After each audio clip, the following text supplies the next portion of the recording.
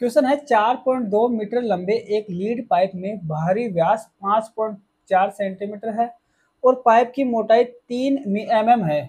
मिमी है, या मिमी मतलब mm। पाइप का वजन ज्ञात करना है यदि 1 घन सेंटीमीटर सीसा द्रव्यमान 25 ग्राम है। ठीक है, देखो इसने क्या दे रखा है अपने को, 1 घन सेंटीमीटर शीशा यानी कि वॉल्यूम, 1 घन सेंटीमीटर वॉल्यूम का द्रव्यमान कितना है, 25 ग्राम दे रखा है। ठीक है, और अपने को पाइप का वजन पूछा है। वजन ज्ञात करने के लिए अपने को पहले पाइप का आयतन ज्ञात करना होगा। ठीक है, पाइप का आयतन ज्ञात कर लेंगे, जो खोखला बेलन है उसका आयतन ज्ञात कर लेंगे। तो आयतन, इकाई आयतन का अपने को पता है 25 ग्राम है, तो आयतन को किससे, टोटल आयतन को किससे 25 ग्राम से गुणा कर देंगे। ठीक है, जो वजन ज्ञात हो जाएगा। ठीक है, यानी कि अपने को आयतन ज्ञात करना होगा। अब देखो ये क्या है, एक लीड पाइप है। लीड पाइप कैसा होता है, खोखला बेलन का आकार होता है। देखो ये खोखला बेलन, जैसे ये हो गया आंतरिक और ये हो गया इसका बाह्य खोखला बेलन। लीड पाइप बना लेते हैं एक। अच्छा ये तो छोटा पड़ गया। ये हो गया लीड पाइप, ये हो गई इसकी बाह्य त्रिज्या। आंतरिक त्रिज्या को मिला, ये बाह्य हो गया, ये आंतरिक हो गया। ये हो गया अपना एक लीड पाइप। ठीक है, अपने को क्या क्या दे रखा है, 4.2 मीटर लंबा एक लीड पाइप है, यानी कि इसकी लंबाई है। लंबाई है मतलब इसकी हाइट की बात कर रहा है। खोखला है, खोखला है तो ये वाला ठोस, ये तो ये क्या है, ये इसकी मोटाई है, ये है मोटाई। ठीक है, इस खोखले पाइप की मोटाई क्या है, ये है, ये सारी क्या है, मोटाई है। और ये वाली भी मोटाई है। ठीक है, और ये भी मोटाई है, ये पदार्थ भरा हुआ है। ठीक है, इसी का आयतन अपने को निकालना है। ठीक है, और आयतन को 25 ग्राम से गुणा कर दें, क्योंकि आयतन का पता है अपन, इकाई आयतन क्यूब का, इकाई घन सेंटीमीटर आयतन का अपने को पता है 25 ग्राम हो जाए। टोटल इसका आयतन निकाल लेंगे, उसको ग्राम से गुणा कर देंगे, वजन आ जाएगा। ठीक है, अब ये जो शेडो वाला एरिया है, इसका अपने को क्या निकालना है, आयतन निकालना है। ठीक है, देखो अब इसमें क्या देगा, 4.2 मीटर लंबा लीड पाइप है। लीड पाइप की लंबाई, इसका मतलब इसकी क्या होगी, हाइट होगी। इसकी क्या हो जाएगी, हाइट। हाइट कौन सी, ये वाली होगी, यहाँ से लेकर यहाँ तक की। ये हाइट कितनी है, 4.2 मीटर लंबी।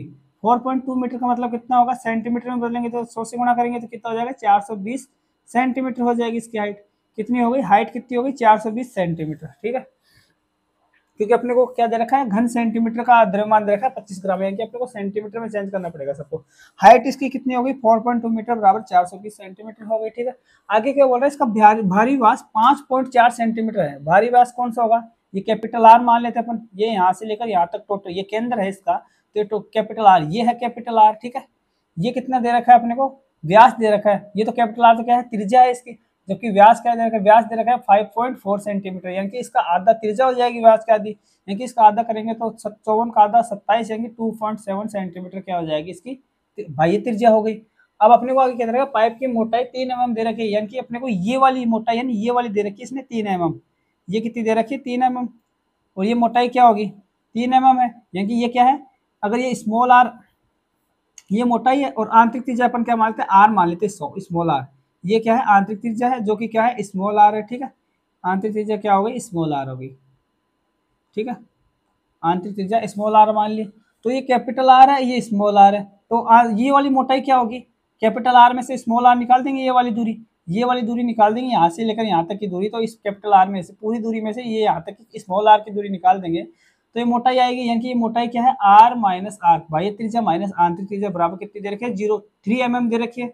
mm को अगर सेंटीमीटर में बदलेंगे तो क्या करेंगे, 10 का भाग देंगे, तो बराबर कितना आ जाएगा, 0.3 सेंटीमीटर, ये आ गई। ठीक है, ये भी सेंटीमीटर में, आर माइनस आर, जो कि क्या है, बाह्य त्रिज्या माइनस आंतरिक त्रिज्या, यानी कि मोटाई कितनी आ गई, 0.3 सेंटीमीटर आ गई। अब अपने को स्मॉल आर निकालना, आंतरिक त्रिज्या, आंतरिक त्रिज्या क्या होगी, देखो बाह्य त्रिज्या 2.7 सेंटीमीटर है। ठीक है, और इसकी ये वाली मोटाई कितनी है, 0.3 सेंटीमीटर है, तो इस बाह्य त्रिज्या में से अगर ये मोटाई निकाल दे तो ये आंतरिक त्रिज्या ये वाली लंबाई आ जाएगी, यानी कि ये वाली। ठीक है, ये आंतरिक त्रिज्या ये बराबर है। ठीक है, तो ये आंतरिक त्रिज्या आ जाएगी, यानी 2.7 में से 0.3 सेंटीमीटर निकालेंगे तो कितना आ जाएगा, 2.4 सेंटीमीटर, ये क्या आ गई, आंतरिक त्रिज्या आ गई। अब यहाँ से अपने पास 2.4 सेंटीमीटर आंतरिक त्रिज्या, 2.7 सेंटीमीटर बाह्य त्रिज्या, और इसकी हाइट 420 सेंटीमीटर आ गई। ठीक है, अब अपने को क्या निकालना है, इससे जो ठोस पदार्थ है ना इसका, ये इसका आयतन निकालना है। ठीक है, वॉल्यूम क्या हो जाएगा इसका, आयतन, आयतन बराबर वॉल्यूम बराबर क्या हो जाएगा, वॉल्यूम बराबर होगा पाई कैप बाह्य त्रिज्या का स्क्वायर माइनस आंतरिक त्रिज्या का स्क्वायर इंटू एच, यही होगा। ठीक है, इसका वॉल्यूम, यानी कि इस टोटल के वो बाई पूरे के वॉल्यूम में से ये अंदर वाला जो खोखला पार्ट है इसका इसका निकाल देंगे। ठीक है, इसका आयतन निकालेंगे तो भाई ये मोटाई, ये जो मोटाई वाला ये पदार्थ है इसका बेलन का या फिर पाइप लीड पाइप है, इसका जो मटेरियल है उसका आयतन कितना आ जाएगा, वॉल्यूम बराबर पाई आर स्क्वायर यानी कि बाह्य त्रिज्या का स्क्वायर माइनस आंतरिक त्रिज्या का स्क्वायर इंटू एच हो जाएगा। ठीक है, अपने को सारी वैल्यू पता है, तो वॉल्यूम बराबर क्या आएगा यहाँ से 22/7 R square minus R square यानी कि A square minus B square बराबर क्या होगा, A minus B, A plus B लिख सकते हैं, तो ये तो हो जाएगा आर प्लस आर और आर माइनस आर लिख सकते हैं इसे। ठीक है, इंटू एच आ जाएगा। ठीक है, और यहाँ से सबका मान रख देते हैं, 22/7 आ जाएगा into R plus R. Capital R कितना है, यहाँ से अपने पास कैपिटल आर आया था 2.7 सेंटीमीटर, स्मॉल आर आया था 2.4 सेंटीमीटर और एच कितना है 420 सेंटीमीटर, ये वैल्यू है। ठीक है, वैल्यू रख देते हैं, आर प्लस आर यानी कि 27 + 54 यानी कितना आ जाएगा 51, 5.1 आ जाएगा। ये तो आ गया 5.1 इंटू आर माइनस आर यानी कि आर माइनस आर अपने को पता है 0.3 सेंटीमीटर है, तो ये क्या है आर माइनस आर, बाह्य त्रिज्या माइनस आंतरिक त्रिज्या यानी कि मोटाई कितनी है 0.3 सेंटीमीटर।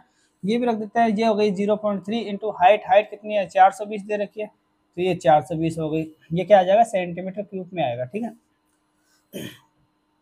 अब अपने को पता है वजन, अगर ये क्या आ गया आयतन आ गया, ये क्या आ गया इसका टोटल पदार्थ का आयतन आ गया, और अपने को पता है 1 घन सेमी यानी कि 1 इकाई आयतन का द्रव्यमान कितना है 25 ग्राम दे रखा है, यानी कि इकाई आयतन का द्रव्यमान कितना 25 ग्राम है, तो इतने आयतन का कितना ग्राम वजन हो जाएगा, इसको ग्राम में बदल लेंगे तो वजन बराबर क्या आ जाएगा, वजन बराबर होगा 22/7 इंटू 5.1 इंटू 0.3 इंटू 420 और इकाई सेंटीमीटर क्यूब का अपने को द्रव्यमान 25 ग्राम है, तो इतने आयतन का कितना हो जाएगा, गुणा करेंगे 25 ग्राम से गुणा कर देंगे। ठीक है, 25 ग्राम से गुणा कर देंगे।